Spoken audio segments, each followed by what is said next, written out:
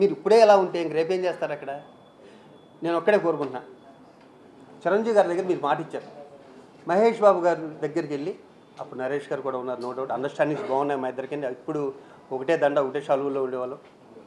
ఉన్నప్పుడు మహేష్ బాబు గారి దగ్గరికి వెళ్ళినప్పుడు ఆయన చేస్తున్నారు. మహేష్ బాబు గారికి చాలా థ్యాంక్స్. అలాగే నమ్రత్ గారి పాపం. తర్వాత అది ఎందుకు చెడిపోయిందో అన్నది ఇండస్ట్రీ మొత్తం తెలుసు. నేను అనేది ఏంటంటే రావాల్సిన 2 కోట్లు ఎంతో రాలే. తర్వాత చిరంజీవి గారి దగ్గర చెప్పారు, ఆ మహేష్ బాబు గారి ప్రోగ్రామ్ నేను చేస్తాను అని. 4 నెలలు అయింది, ఇంతవరకు ఆ ప్రోగ్రామ్ చేయలే. మీ ప్రెస్ ఎదురుకుండా నేను ఛాలెంజ్ చేసి చెప్తున్నా, ఇంకో 3 నెలలు టైం ఇస్తాను. వెళ్ళి అమెరికాను ఎక్కడికి వెళ్తారో మహేష్ బాబు గారిని ఎవరినో తీసుకెళ్ళి 2 కోట్లు తీసుకొచ్చి పడండి, నేనే వచ్చి మీకు దండేస్తాను, శబాష్ మీరు సూపర్గా చేశారు అని.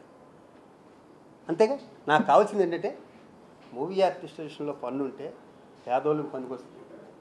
వాళ్ళకు సింగిల్ బెడ్రూమ్ ఇల్లు లేకుండా 15-20 మంది ఉన్నారు, వాళ్ళకి ఏమన్నా చేయొచ్చు. ఇలాంటివి ఉన్నాయి. నా కలల డ్రీము, ఇంక ఇప్పుడు ఆ డ్రీమ్ కూడా తిరిగిపోయిందిలేండి. ఒక వ్యక్తి ఏంటంటే old age home gold age home అనుకున్నాను, దాని మీద కూడా నీళ్ళు చల్లేశారు. నేను ఓడిపోవటానికి మెయిన్ కారణం కూడా ఓల్డ్ ఏజ్ హోమ్.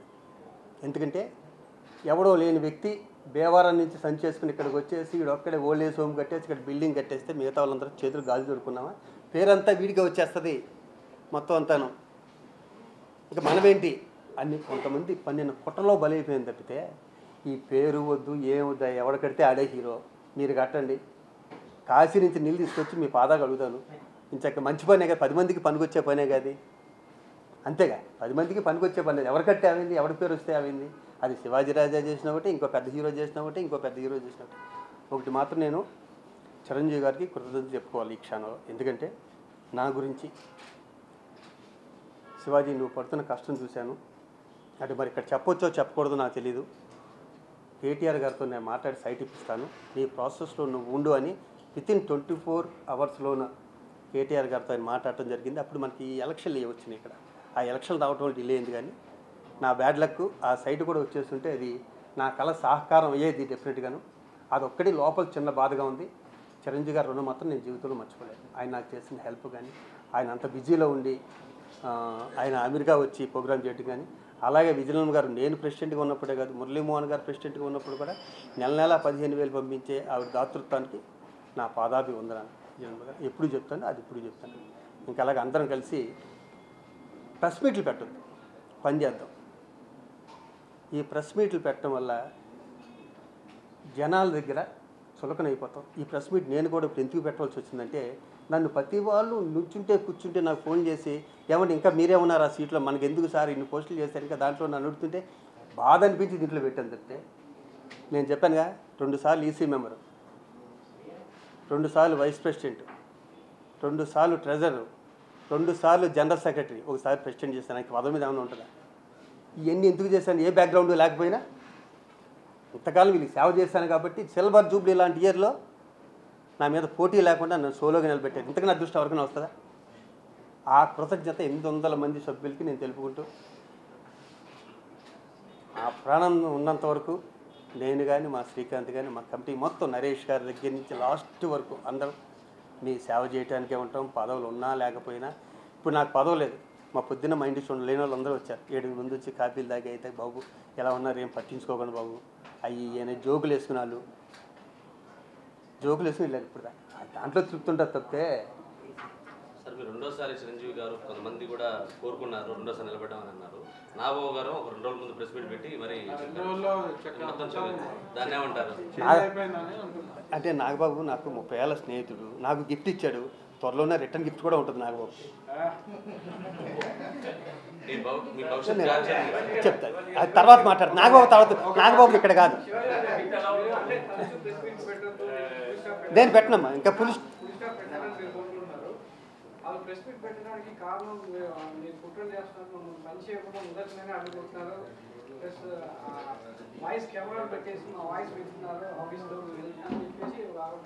నా సెల్ ఫోన్ ఇక్కడే ఉంటుంది, మీకు ఇస్తా, మీరు చూసుకోండి. ఇంకోటి విషయం ఏంటంటే, ఈ చివరి నుంచి ఈ చివరి వరకు మీరందరూ ఇంచుమించు 20 ఏళ్ళ నుంచి 30 ఏళ్ళు నన్ను చూస్తున్నారు కదా. నేను కుట్రలు చేసే మనిషిన, ఎవరైనా ఆపదలో ఉంటే ఆదుకునే మనిషిని మీ మనసులో తెలియదు.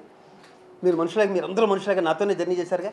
అంటే ఎవడెవడెవడెవడేంటో మీకు తెలియదు, ఆ మాత్రం తెలియదు. ఆ రోజు కలుసుకునేవాళ్ళు మీ మనసులో శివాజీరాజా కుట్రలు చేసేవాడైతే కుట్రలు చేసేవాడే, లేదు మనిషి మంచోడైతే మంచోడే, హెల్ప్ చేసేవాడైతే హెల్ప్ చేసేవాడు. ఎందుకంటే నేను మీకు కూడా చెప్పుకోలేనుగా. లేదు నేను పెట్టను, అది నాకు తెలియదు. నేనైతే ఇగో ఇలా ఎవరన్నా ఇలా తీసుకొచ్చి ఇది ఏంటి అంటే మాత్రం దాంట్లో ఏముందని అడగండి. ఇంకొక విషయం ఇక్కడ నేను చెప్పాలి కాబట్టి చెప్తున్నా. అంటే ఇది అసోసియేషన్ సంబంధించిన విషయం కాబట్టి ఇది కంపల్సరీ చెప్పాలి. ప్రతి సంవత్సరం డైరీని వేస్తాను, అందంగా డిజైన్ చేసుకుంటాం. ఈ సంవత్సరం కూడా చాలా బాగుంది డైరీ. ఈసారి నరేష్ గారు నేను కమిటీ పెట్టాను డైరీ నేను వేస్తానంటే, అయ్యో నాకు ఈ ఒక్క పని అన్నా చేసి పెట్టాయి బాబు, డెఫినెట్గా నువ్వే అన్నా. అపోలోలో జరిగింది, మీరే సాక్ష్యం. అపోలోలో జరిగింది. అపోలోలో 14,20,000 వచ్చిందని ఈ చేతిలో ఇలా చెప్పాడు. 14,20,000 వచ్చింది డైరీకి అని. అకౌంట్లో 7,00,000 పడింది. మరి మిగతా డబ్బులు ఏమైపోయింది అడగాలిగా. నేను రేపు పొద్దున్న అకౌంట్స్ అప్ చెప్పాలిగా 1వ తారీఖుని. నేను 1వ తారీఖుని అకౌంట్స్ అప్ చెప్పినప్పుడు మిగతా 7,00,000 ఏమైపోయింది, ఇంకా ఎవరెవరు ఇవ్వాలి, ఎందుకు తీసుకోలేదు, ఎందుకు రాలేదు, అది వాళ్ళే చెప్పాలి. వాళ్ళు చెప్పి ప్రమాణ స్వీకారం చేస్తే ఇంకా బాగుంటుంది, న్యాచురల్గా ఇంకా జెన్యూన్గా ఉంటుంది. ఇప్పుడు నేను ట్రెజరర్ గారు వెంకటేశ్వర గారు వాళ్ళకి ఇవ్వాలి ఫైలు, మరి దాంట్లో 7,00,000 పడింది, మిగతాది ఏదంటే ఏం చెప్తారు, వస్తుంది అని చెప్తారు. అది ఎప్పుడు వస్తుంది, ఇంతకాలం ఎందుకు రాలేదు, ఇన్ని నెలలు అయిపోయింది, డైరీ వేసి 3 నెలలు ఎందుకు అయిపోయింది అంటే తప్పులు మీ దగ్గర పెట్టుకుని ఇంకొక నెల చూపిస్తారే, అది ఒప్పు అంటున్నాను. అంటే 7,00,000 అన్నది వాళ్ళకి పీనట్స్, అది కాదు. వాళ్ళు తినేశారని చెప్పను, వాళ్ళలా నేను నీచానికి దిగుతాను. మీరు డబ్బులు తినేశారు, మీరు ఎలా చేశారు, మీరు బిజినెస్ క్లాస్లోకి వెళ్ళారు, ఆ మెంటాలిటీ కాదు నాది. అసోసియేషన్లో ఎంత ఉంది, శివాజీరాజా ప్రెసిడెంట్ అయ్యాక ఎంత ఉంది, అది కావాలి.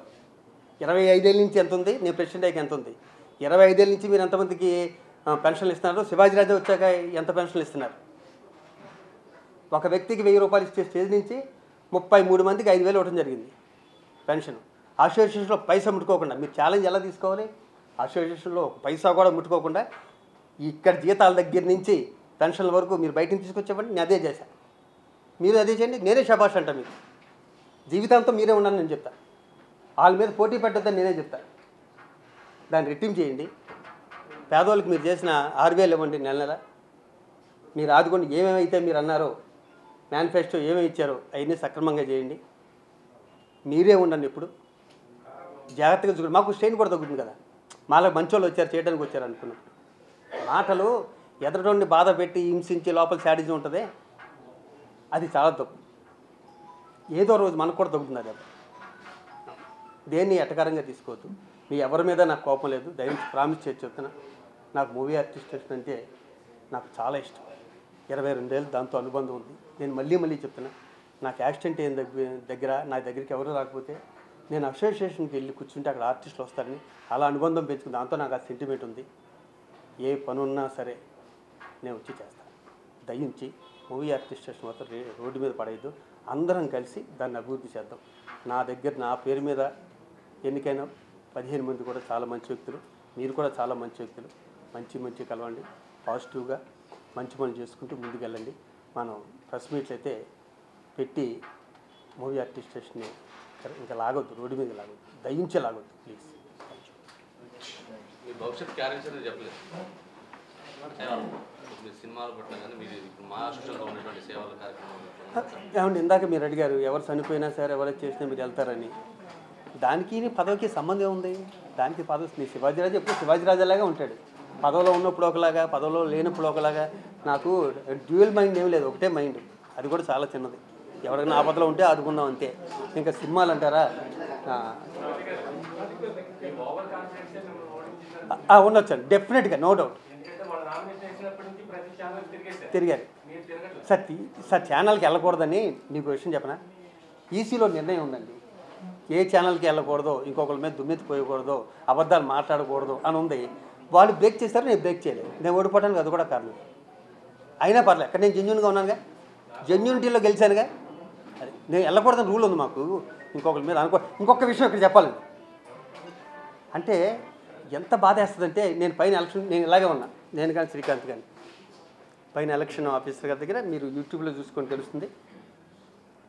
కిందకి పరిగెత్తుకొచ్చి ఈ అన్యాయం చూసారా, ఈ అక్రమం చూసారా, కృష్ణ గారు విజయనగరం గారు లిఫ్ట్లో ఉంటే శివాజీరాజా కరెంట్ ఆపేశాడన్నట. ఎంత అన్యాయమైన అబద్ధం, ఎంత అన్యాయమైన అబద్ధం అండి.